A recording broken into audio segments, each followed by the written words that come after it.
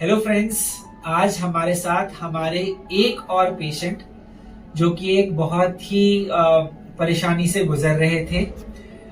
इनको chronic pancreatitis की तकलीफ थी। पैंक्रियाज में बहुत ज्यादा सूजन हो गई थी और उसके लिए ये बहुत ज्यादा परेशान थे। अपने शहर के बड़े बड़े हॉस्पिटलों में इन्होंने दिखाया था पर इनको कोई रिलीफ नहीं मिल रहा था। पेट का दर्द इनको बहुत ज्यादा परेशान करता था और अपने शहर से ये हमारे पास लगभग आज से 5-6 दिन पहले यहाँ पर आए थे। हमने इनकी सर्जरी करी और आज ये खुशी खुशी घर जा रहे हैं। तो दोस्तों, आइए हम इनके एक्सपीरियंस के बारे में कि क्या तकलीफ थी, कैसे ये बीमारी की शुरुआत हुई थी, क्या क्या किन किन डॉक्टर्स को इन्होंने दिखाया था और ये हम तक कैसे पहुंचे और यहाँ पर इनके इलाज का कैसा एक्सपीरियंस रहा, हम इनसे जानते हैं। ये मेरे लिए thank you so much, thank you. बहुत सुंदर फ्लावर्स हैं आपकी वजह से। Thank you so much. तो आप अपना नाम बताएंगे? नाम राजीव वर्मा। मिस्टर राजीव वर्मा। और आप कहाँ से हैं? मैं चंडीगढ़ से। चंडीगढ़ से हैं। तो मिस्टर राजीव, ये जो आपको परेशानी हुई क्रॉनिक पैंक्रेटाइटिस की, तो ये कब शुरू हुई, क्या क्या समस्याएं आपको झेलनी पड़ी, क्या किन किन डॉक्टर्स को दिखाया और हम तक कैसे पहुंचे? 2012 से मेरे को ये प्रॉब्लम है। मैंने पहले भी पीजीआई में काफ़ी समय तक ट्रीटमेंट करवाया, इसका मतलब मैं ट्रीटमेंट प्रॉपर हुआ नहीं। फिर बीच में मैंने और दवाइयाँ शुरू करी थी होम्योपैथी, मुझे थोड़ा रिलीफ मिला, मगर अभी 3 महीने से तो बहुत ही ज़्यादा मतलब बुरा हाल था। और डेली मैं इंजेक्शन भी लेता हूँ, मतलब बहुत लंबे टाइम से 5-7 साल से डेली के 2-3 प्रॉब्लम के इंजेक्शन लगते हैं डेली।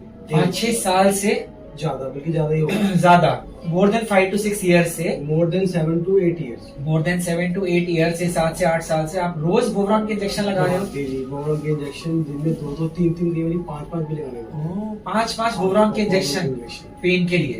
इतना तेज पेन होता था आपको? और पेन कहाँ पर होता था आपको? ये यहाँ पे सेंटर में। सेंटर में बहुत जबरदस्त दर्द, वहाँ से कभी कभी बैक में भी जाता था।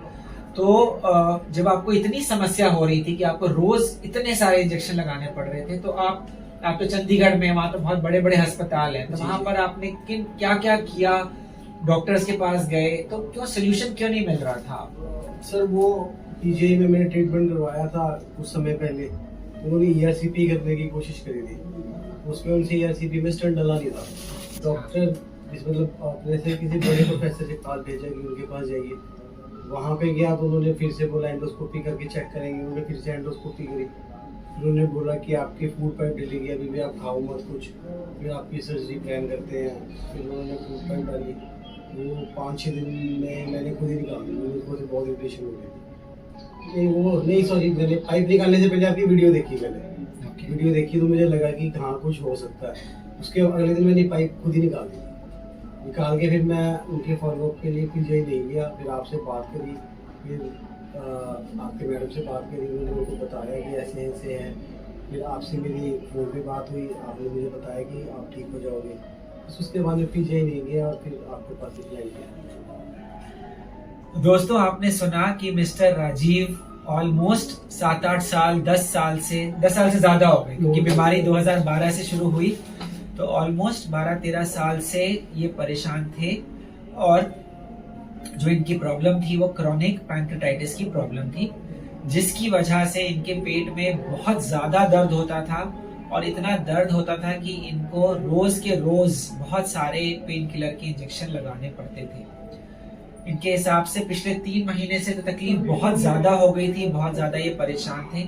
3 महीने से प्रॉपर डाइट नहीं हुई, खा ही नहीं पा रहे थे, इतना दर्द हो रहा था कि खाना नहीं खा पा रहे थे।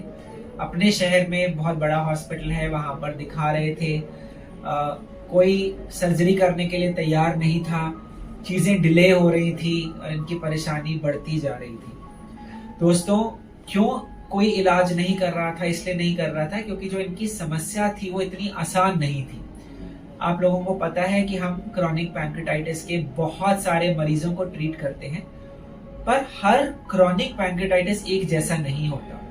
कुछ क्रॉनिक पैंक्रेटाइटिस ऐसे होते हैं जो बहुत स्ट्रेट फॉरवर्ड होते हैं, पर कुछ क्रॉनिक पैंक्रेटाइटिस ऐसे भी होते हैं जिसमें लोकल कॉम्प्लिकेशंस होती हैं। कई बार खून की नसें ब्लॉक हो जाती हैं जिसकी वजह से पोर्टल हाइपरटेंशन हो जाती है। कई बार बाइल डक्ट की नली ब्लॉक हो जाती है जिसकी वजह से जॉन्डिस होने का रिस्क रहता है। कभी पेशेंट के खाने के रास्ते ब्लॉक हो सकते हैं जिसकी वजह से उल्टियां हो सकती हैं। कभी कभी पैंक्रियास के अंदर पानी के गुब्बारे बन सकते हैं जिनको हम सूडोसिस्ट कहते हैं। तो क्रॉनिक पैंक्रेटाइटिस एक ऐसी बीमारी है जो बहुत अलग अलग तरह से प्रेजेंट करती है। मिस्टर राजीव की जो क्रॉनिक पैंक्रेटाइटिस थी वो एक कॉम्प्लिकेटेड बीमारी थी, क्योंकि इनके अंदर जो इनकी खून की नस थी वो ब्लॉक्ड थी जिसकी वजह से इनको पोर्टल हाइपरटेंशन थी। साथ में इनकी जो बाइल डक्ट थी वो भी ब्लॉक हो रही थी। तो जो इनका ऑपरेशन था दोस्तों वो बहुत कठिन ऑपरेशन था, चैलेंजिंग ऑपरेशन था। गॉल ब्लैडर में स्टोन भी था इनका। हाँ, तो जो इनका हमने ऑपरेशन किया दोस्तों, हमने इनका पैंक्रियास से स्टोन्स निकाले, पैंक्रियास के लिए नया रास्ता बनाया, बाइल डक्ट के लिए रास्ता बनाया, गॉल ब्लैडर को रिमूव किया। तो इतना बड़ा ऑपरेशन हो गया मिस्टर राजीव, आप कैसा महसूस कर रहे हैं?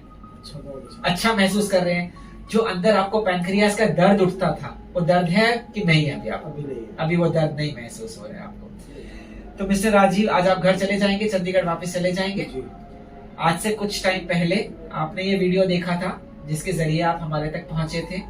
तो जो लोग जिनको ये प्रॉब्लम है क्रॉनिक पैंक्रेटाइटिस की, उनसे कुछ कहना चाहते हैं आप? बस मैं तो बोलता हूँ कि सोचना है तो और अपनी लाइफ के लिए वो है, बिना सोचे आ जाओ और सर से ट्रीटमेंट करवाओ। आपको इतना कॉन्फिडेंस है सब ठीक हो जाएंगे? हाँ, बस फुल कॉन्फिडेंस। तो दोस्तों, अगर आपको ये समस्या है और आप परेशान हैं, क्रॉनिक पैंक्रेटाइटिस है, पैंक्रियाज में स्टोन्स हैं, या क्रॉनिक पैंक्रेटाइटिस की वजह से कोई कॉम्प्लिकेटेड सिचुएशन आ गई है, तो आप जरूर हमसे मुलाकात करिए।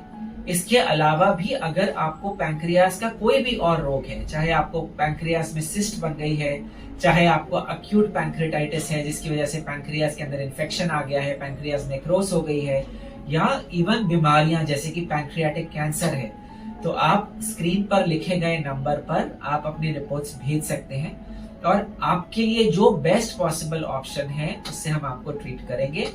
हम न्यू दिल्ली में फोर्टिस हॉस्पिटल वसंत कुंज में काम करते हैं। तो अगर आप यहाँ पर आके हमसे मिलना चाहें तो यू आर मोस्ट वेलकम।